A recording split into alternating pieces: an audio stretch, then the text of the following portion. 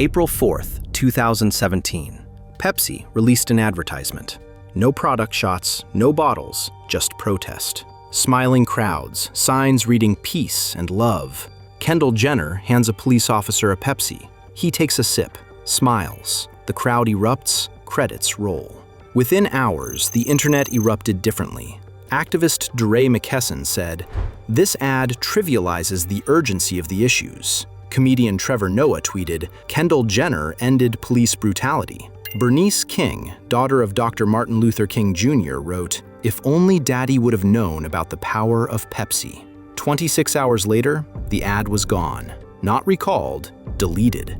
Yanked from YouTube, Facebook, Instagram, Twitter, every platform, every trace. A $2 to $5 million production, a planned $100 million media rollout, erased.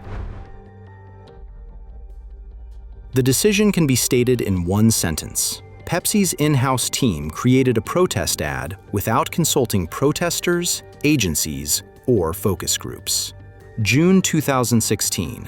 PepsiCo's president, Brad Jakeman, announced at the Cannes Lions Festival, "Instead of taking 6 months to develop an ad, we have 6 days. And instead of it costing $2 million, it needs to cost $20,000. The company created Creators League Studio to move faster and cheaper. No external review, no focus groups, just speed. The Jump In campaign was their first major test. People marching, smiling, dancing. Signs reading peace and love. No cause named. Kendall Jenner joins the march, approaches police, hands a cop a Pepsi. He takes a sip, smiles. Everyone cheers. The entire ad was produced internally. Jenner's fee, $400,000 to $1 million. According to reports, she had no involvement in the creative process. Brad Jakeman tweeted the morning of release, "Super proud of the PepsiCo Creators League for producing this." The tweet would be deleted within 24 hours. July 9th, 2016. 9 months before Pepsi's ad, photographer Jonathan Bachman captured an image during Baton Rouge protests. A black woman in a flowing dress, Isha Evans, standing perfectly still, arms at her sides. Before her, a line of police officers in full riot gear. Helmets, shields, rifles. The officers move toward her. She doesn't flinch. The photo went global. It symbolized peaceful resistance against state violence. This was the image in everyone's mind when Pepsi released its ad 9 months later. Within 1 hour of the ad's release, Twitter users posted side-by-side images. Isha Evans in a flowing dress facing armed riot police. Kendall Jenner in designer jeans handing a Pepsi to a smiling cop. One woman risked arrest, the other risked nothing. The message was instant. Pepsi had taken real courage and turned it into a product placement. April 4th, 2017, 4:17 p.m. Bernice King, daughter of Dr. Martin Luther King Jr., tweets, "If only Daddy would have known about the power of Pepsi." 250,000 retweets within 24 hours, 2 million engagements. Activist DeRay McKesson told NBC, "This ad trivializes the urgency of the issues." So in Missouri, in August, in the first days of the protest, there was a no-fly zone over St. Louis. By 10 p.m. April 4th, 1.6 million YouTube views. Like to dislike ratio, 1 to 5. Social media mentions of Pepsi increased 7,500% between April 3rd and April 4th. Pepsi's statement, late April 4th, "This is a global ad that reflects people coming together in a spirit of harmony," ignored. April 5th, 2017, 1:45 p.m. Less than 26 hours after release, Pepsi deleted everything. Their statement, "Clearly we missed the mark, and we apologize. We are removing the content and halting any further rollout." 26 hours. That's how long a $100 million campaign survived, but the damage was just beginning. Within 3 months, Pepsi's millennial purchase consideration fell from 27% to 24%. Brand perception among millennials hit its lowest level in 8 years. Buzz score fell 9.5 points in 1 week. Pepsi ranked dead last among the UK's 26 biggest carbonated drinks brands. Brand value dropped 4% in 2017 to $18.3 billion. November 2017. Brief recovery to 29% after a limited edition product release. December 2017. Fell to 23%, the lowest since April 2015. The ad became a permanent reference point, taught in marketing classes alongside New Coke as textbook failure. But metrics weren't the real damage. CEO Indra Nooyi sat on stage at Fortune's Most Powerful Women Summit. She said, "I've thought about it again and again, trying to figure out what went wrong. This has pained me a lot because everybody who produced and approved the commercial did not link it to Black Lives Matter." Then she said something that revealed everything. I had not seen that scene. Not, I didn't approve it. Not, I wasn't consulted. But I had not seen that scene. The CEO of a $60 billion company, the woman who signed off on a global campaign, hadn't watched the final cut. Hadn't seen the climax, the moment where Kendall Jenner hands the Pepsi to the cop, the moment that would destroy the campaign. She approved an ad she never fully watched. October 2017, 6 months after deletion. Brad Jakeman, the executive who championed the in-house studio model, walked out of PepsiCo. 6.5 years with the company, gone. In a Facebook post after the ad's deletion, he'd called it gut-wrenching and painful. His tweet from launch morning, "Super proud of the PepsiCo Creators League for producing this," had been deleted within 24 hours. But the biggest casualty was still coming.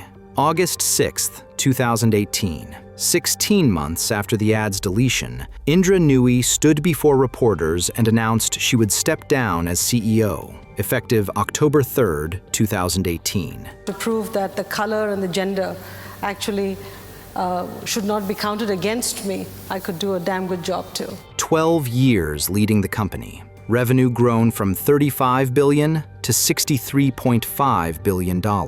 Shareholder returns up 162%. But Pepsi's stock had underperformed both the S&P 500 and Coca-Cola during her entire tenure. And when reporters asked about her legacy, the Kendall Jenner ad came up every time.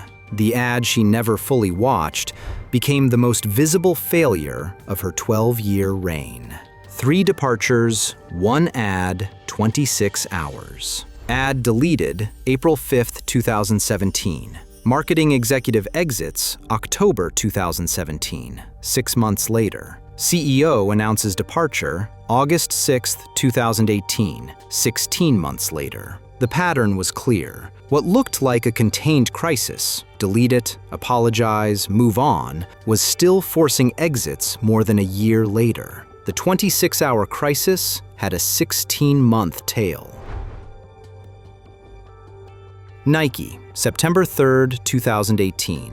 17 months after Pepsi's failure, Nike released an ad featuring Colin Kaepernick. Believe in something, even if it means sacrificing everything. Immediate backlash. Burned shoes. Trump criticized Nike. Stock dropped 3%, a $4 billion loss. But Nike didn't delete it. Result? Online sales jumped 31% in 3 days. Stock hit all-time high by mid-September. Market value increased $6 billion.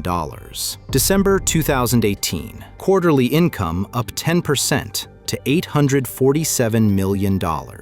Dove, April 2004. 13 years before Pepsi, Dove addressed body image without trivializing it. Approach? Feature real women, not models. Address insecurity from lived experience. Within 6 months, sales up 700% in Europe, 600% in the US. By 2014, revenue grew from $2.5 billion to $4 billion.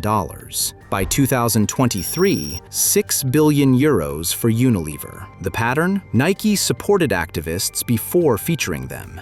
Dove involved the affected. Pepsi borrowed imagery from movements it had no connection to. Nike earned permission. Dove built authenticity. Pepsi assumed reach was enough. The failure wasn't just creative, it was structural.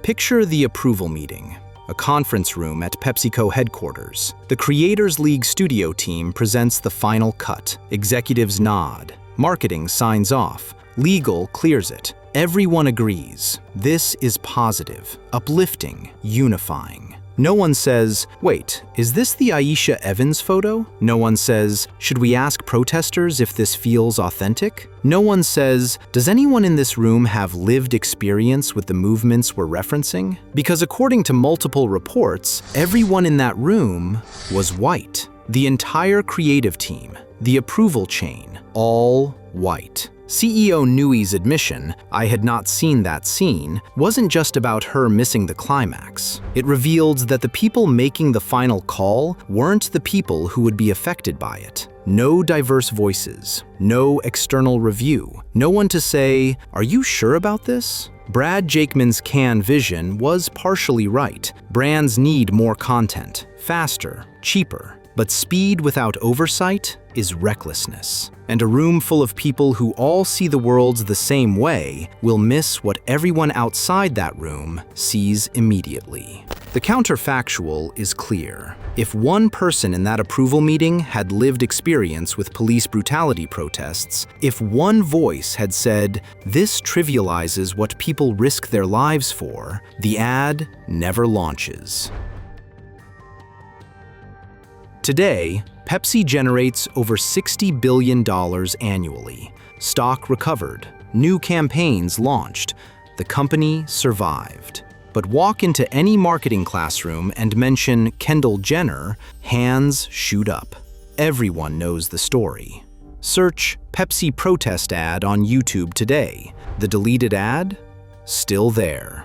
Re-uploaded hundreds of times, millions of views. Comments from last week, still the worst ad ever made. How did this get approved? 26 hours, LOL. In 2016, Pepsi was the brand that captured icons while they were becoming icons. Michael Jackson, Britney, Beyoncé. The brand that moved faster than culture itself. In 2024, every time Pepsi tries to comment on a cultural moment, someone in the replies posts the Kendall Jenner ad. Every time. The financial recovery is complete. The cultural recovery is pending. Here's the unresolved dilemma. Was in-house the problem? External agencies would have caught this. Focus groups would have flagged it. Traditional oversight prevents disasters like this. Or was lack of diversity the problem?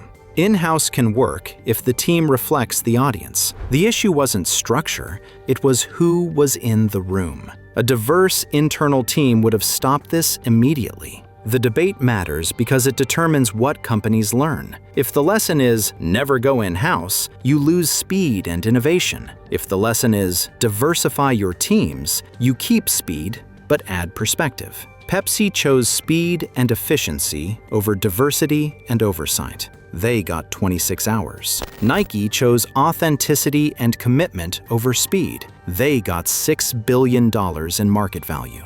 Dove chose inclusion and lived experience over control. They got 2 decades of growth. The question isn't whether Pepsi survived. It did. The question is whether anyone believes them when they try to speak on culture again. Because every time they try, someone posts the ad. And the comments fill up with the same question Bernice King asked in 2017. If only they had known about the power of Pepsi. 26 hours destroyed what took 120 years to build. Was it worth the speed?